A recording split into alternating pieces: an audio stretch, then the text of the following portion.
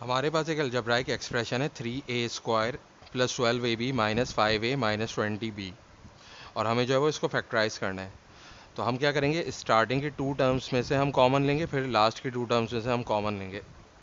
तो अगर हम स्टार्टिंग की टू टर्म्स में से कॉमन लेते हैं तो कॉमन हम क्या लेते हैं, हाईएस्ट कॉमन फैक्टर को हम कॉमन लेते हैं। यानी कि जैसे जो कोफिशेंट्स हैं उनमें जो है वो 3 और 12 है, तो 3 और 12 का हाईएस्ट कॉमन फैक्टर क्या होता है, 3 होता है। यानी कि 3 जो है वो दोनों को डिवाइड करेगा। और उसके बाद जो वेरिएबल्स हैं, तो वेरिएबल्स में हमें क्या करना होता है, वेरिएबल्स में हम कॉमन क्या लेते हैं, जो कॉमन वेरिएबल होगा और उसकी छोटी पावर को हम कॉमन लेंगे। देखिए यहाँ पे a जैसे कि कॉमन है, लेकिन a की पावर यहाँ पे 2 है और a की पावर 1 है, तो हम a की पावर 1 को कॉमन लेंगे। तो 3a हमने कॉमन ले लिया।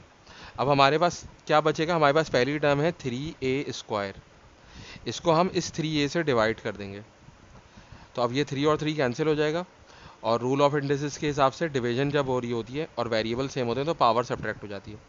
तो यहाँ ऊपर a की पावर 2 है और नीचे a की पावर 1 है, तो a की पावर क्या हो जाएगी, 2 माइनस 1, तो a की पावर 1 हो जाएगी, तो जस्ट a बचेगा हमारे पास, तो हम यहाँ पे a लिख लेंगे। फिर हमारे पास जो सेकंड टर्म है वो है 12ab, और हम इसको डिवाइड करेंगे किससे, ये जो हमने कॉमन लिया है 3a। तो देखें a और a कैंसिल हो जाएगा, 3 1 ज़ा 3 और 3 4 ज़ा 12, तो हमारे पास क्या बचेगा, 4b बचेगा। तो हम यहाँ पे क्या लिख देंगे, प्लस 4b।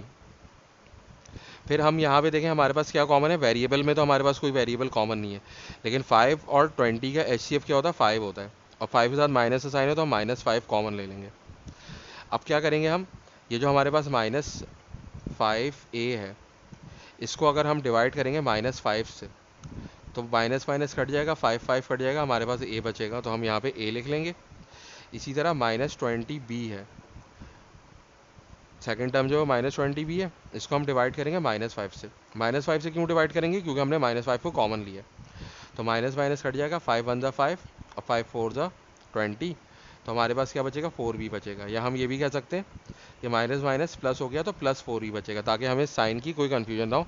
यहाँ पे हमारे पास प्लस 4b आ जाएगा।